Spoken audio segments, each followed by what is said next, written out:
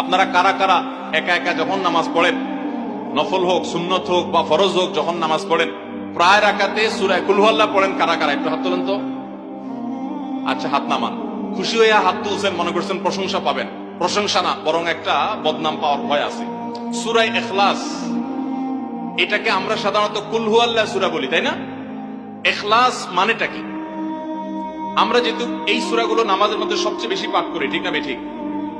এই সূরাগুলো অর্থাৎ শেষের দিককার সূরাগুলো আমরা যেহেতু বেশি নামাজের মধ্যে পাঠ করি, এই সূরাগুলোর অর্থ যদি আমি জানি, ব্যাখ্যা যদি আমি জানি, তাহলে নামাজের মধ্যে মনোযোগ ধরে রাখা সহজ হবে। কারণ আপনি মুখে কি পড়তেছেন, আপনি যে অর্থ বুঝেন না, মন্ত্রের মতো পাঠ করতেছেন, যদিও না বুঝে পড়লেও আপনি সওয়াব পাবেন, কিন্তু না বুঝে পড়লে তো আর এই কোরআনে আল্লাহ কি বলেছে এটা আপনি জানতে পারবেন না। না জানলে সে অনুযায়ী আপনি আমলও করতে পারবেন না। এজন্য আমাদেরকে বুঝতে হবে।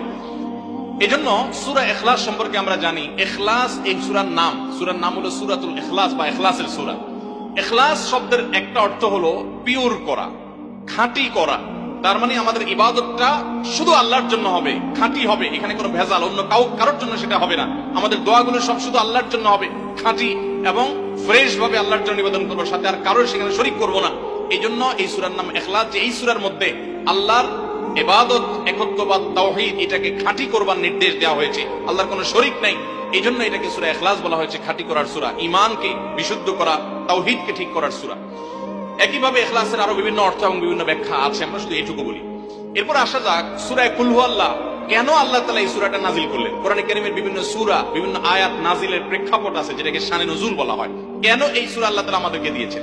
এই সম্পর্কে নবী সাল্লাল্লাহু আলাইহি সাল্লামের এক সাহাবী, তার থেকে একটি হাদিস বর্ণিত আছে। সেই হাদিসের আলোকে আমরা জানি যে মক্কার মুশরিকরা, মক্কার কাফিররা, অবিশ্বাসীরা, তারা প্রিয় নবী সাল্লাল্লাহু আলাইহি সাল্লাম যখন তাওহীদের দাওয়াত দিলেন, আল্লাহর পথে আসার দাওয়াত দিলেন, তারা বলল, মুহাম্মদ, আমরা তো সবার বংশ পরিচয় জানি। সেই যুগে মানুষ ওটের পর্যন্ত বংশ পরিচয় জানতো, শিখতো।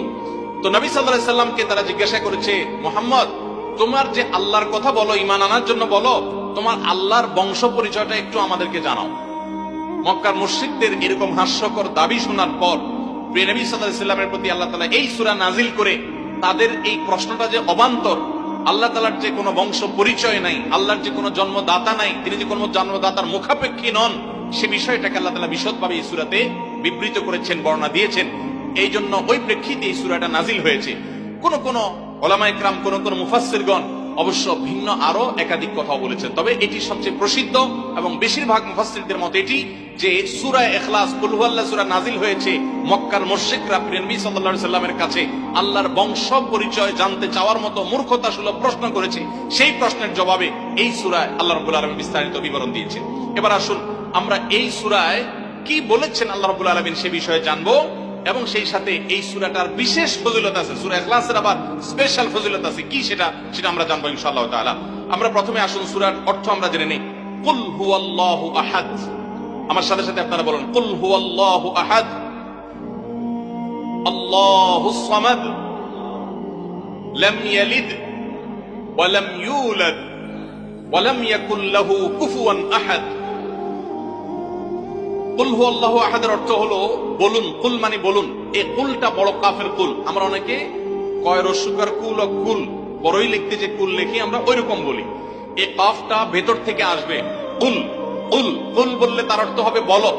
আর যদি ছোট কাফের কুল অর্থাৎ বাংলা করে সুগার কুল ও কুল লিখি যে আমরা ওরকম কুল যদি বলেন, আরবিতে তার অর্থ হলো খাও। একটা হলো বলো, আরেকটা হলো খাও। অর্থের মধ্যে বেশ কম আছে না নাই? অনেক বেশ কম। কোথায় খাওয়া আর কোথায় বলা। এই জন্য এই কফটাকে একটু শুদ্ধ করার চেষ্টা করতে হবে। কুল ভিতর থেকে, কুল কুল হুয়াল্লাহু আহাদ। এর অর্থ কি? কুল মানে বলুন।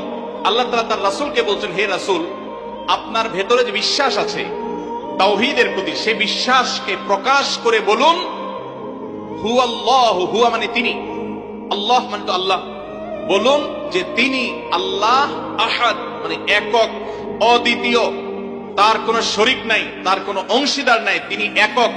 বংশ পরিচয়ে তার থাকার প্রশ্নই ওঠে না। যিনি একক, যিনি অদ্বিতীয়, যার কোনো শরীক নাই এবং যার কোনো পার্টনার নাই, যার কোনো ফ্যামিলির সদস্য নাই, যিনি একক, তার বংশ পরিচয় জানতে চাওয়া এটা মূর্খতা এবং অজ্ঞানতা। এই জন্য আল্লাহ রাব্বুল আলামিন জানিয়েছেন, কুল হুয়াল্লাহু আহাদ, বলে দিন তিনি আল্লাহ, যিনি একক, আল্লাহুস সামাদ, আল্লাহ হলেন সমাদ। সমাদ শব্দের অর্থ হলো যে তিনি হলেন সেই মহান সত্তা, সবাই যার কাছে মুখাপেক্ষী, তিনি কারোর কাছে মুখাপেক্ষী নন। সমাদ মানে হলো যিনি অমুখাপেক্ষী, যিনি কারো মুখাপেক্ষী না। পৃথিবীর সকল সৃষ্টি তার মুখাপেক্ষী, তিনি কারো মুখাপেক্ষী না। যেহেতু তিনি কারো মুখাপেক্ষী না, অতএব তার বাপেরও প্রয়োজন নাই, তার মায়েরও প্রয়োজন নাই, তার সন্তানের প্রয়োজন নাই, বন্ধুর প্রয়োজন নেই, তার কারোর কোনো প্রয়োজন নেই। সবার তাকে প্রয়োজন, কিন্তু তিনি কারোর কাছে মুখাপেক্ষী নন। আল্লাহু সামাদ লাম ইয়ালিদ ওয়া লাম ইউলাদ। যেহেতু তিনি কারো মুখাপেক্ষী নন, এজন্য তিনি কাউকে জন্ম দেননি। ওয়া লাম ইউলাদ, এবং তাকেও কেউ জন্ম দেয়নি। যেহেতু তিনি কারো মুখাপেক্ষী না, এজন্য তার বাপ মারও প্রয়োজন নাই। আমরা দুনিয়াতে আসার জন্য বাপ মার মুখাপেক্ষী, বাপ মা ছাড়া আসতে পারি না। যেহেতু আল্লাহ কারো মুখাপেক্ষী নন, এজন্য তার কোনো জন্মদাতার প্রয়োজন হয়নি। ওয়া লাম ইউলাদ, এবং তিনি কাউকে জন্ম দেননি। কারণ আমাদের সন্তান সন্ততি জন্ম দিতে হয় আমাদের প্রয়োজনে, কারণ আমার বংশধারা ধরে রাখতে হবে, আমার নামটা ধরে রাখতে হবে, আমার সম্পদ রক্ষণাবেক্ষণ করতে হবে, বৃদ্ধকালে আমাকে দেখাশোনা করতে হবে। এইসব কারণে আমাদের সন্তানের প্রয়োজন হয়। আল্লাহ তাআলা যেহেতু মুখাপেক্ষী নন কোনো কিছুর প্রতি, এই জন্য তার কাউকে জন্ম দিয়ে তার বংশ টিকিয়ে রাখারও প্রয়োজন নাই, আবার তাকে কেউ জন্ম দেওয়ারও প্রয়োজন নাই। ওয়ালাম ইয়াকুল লাহু কুফুয়ান আহাদ, আর তার কোনো সমকক্ষ নাই, তার সমান কেউ নাই, তার সাথে কোন প্রকার সাদৃশ্য হতে পারে এমন আর কেউ নাই। তিনি অদ্বিতীয়, তিনি একক। এই ছোট ছোট 4টি সূরায় আল্লাহ তাআলার 3টি গুণবাচক নাম আল্লাহ উল্লেখ করেছেন। আল্লাহর মূল নাম যেটা, সেটা উল্লেখ করেছেন আল্লাহ, তার জাতে পাকের নাম। আর এর পাশাপাশি আরো 2টি গুণবাচক নাম উল্লেখ করেছেন। এক হলো আহাদ, মানে একক, এটা আল্লাহর গুণবাচক নাম। আর একটা হলো সমাদ, এটাও আল্লাহর গুণবাচক নাম। এই নামগুলো আল্লাহ তাআলা উল্লেখ করেছেন। এই যে সূরাটা, সূরা ইখলাস আমরা জানলাম, এর অর্থ আমরা শুনলাম। এই সূরার ফজিলত কি? 3টা ফজিলত আপনারা শুনেন। 1 নম্বর, নবী করিম সাল্লাল্লাহু আলাইহি সাল্লাম বলেছেন, এই সূরা ইখলাস এটা হলো কোরআনে কারীমের 3 ভাগের 1 ভাগ। বলেন সুবহানাল্লাহ। সূরা ইখলাস বা কুল হুয়াল্লাহ সূরাটা হলো কোরআনে কারীমের কয় ভাগের 1 ভাগ? 3 ভাগের 1 ভাগ। 3 ভাগের 1 ভাগের মানে কি? এ সম্পর্কে কোন তাফসীরবিদগণ বলেছেন, এর মানে হলো গোটা কোরআনে আল্লাহ তাআলা মৌলিকভাবে 3টা বিষয়ের আলোচনা করেছেন। কয়টা বিষয়? এই পুরো কোরআন জুড়ে আল্লাহ তাআলা আলোচনা করেছেন কয়টা বিষয়ে? 3টা বিষয়। নাম্বার 1 তাওহীদ, একত্ববাদ, ঈমান সম্পর্কে। নাম্বার 2 আখবার, বিভিন্ন জাতি গোষ্ঠীর ইতিহাস আল্লাহ এখানে আলোচনা করেছেন। নাম্বার 3 এই কোরআন আল্লাহ তাআলা আলোচনা করেছেন আহকাম বা বিধিবিধান। ঈমানটা মানুষের, বিশ্বাসটা মানুষের সবচেয়ে গুরুত্বপূর্ণ। বিশ্বাস মানুষকে পরিচালনা করার জন্য কোরআনে এটার আলোচনা সবচেয়ে বেশি।